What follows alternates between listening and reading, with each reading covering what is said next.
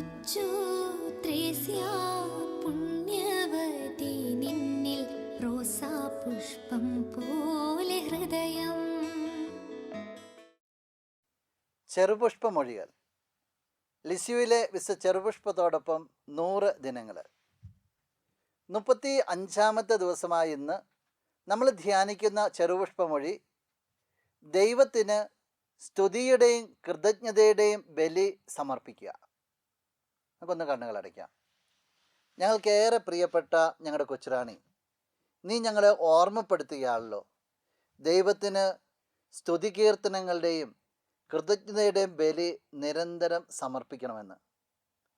ഞങ്ങളുടെ ഈ ജീവിതത്തിൽ എപ്പോഴും നീ ചെയ്തതുപോലെ നല്ല ദൈവത്തിന് സ്തുതികീർത്തനങ്ങൾ ആലപിക്കുവാൻ, കൃതജ്ഞത നിറഞ്ഞ ജീവിതത്തോടു കൂടി ദൈവത്തെ മഹത്വപ്പെടുത്തുവാനായിട്ട് ഞങ്ങളെ നീ സഹായിക്കണമേ. നിൻ്റെ ശക്തിയേറിയ മാധ്യസ്ഥം മൂലം ഞങ്ങളിപ്പോൾ അപേക്ഷിക്കുന്ന ഈ അനുഗ്രഹങ്ങൾ നമുക്ക് നമ്മുടെ നിയോഗങ്ങളെ ഒന്ന് ചേർത്ത് വയ്ക്കാം. ഞങ്ങൾക്കായി നിൻ്റെ നല്ല ദൈവത്തിൽ നിന്ന് നീ വാങ്ങിത്തരണമേ. ആമേൻ.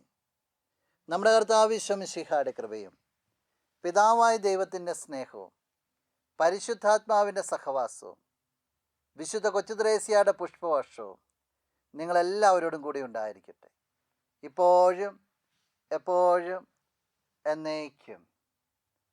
ആമേൻ. കൊച്ചു ത്രേസ്യ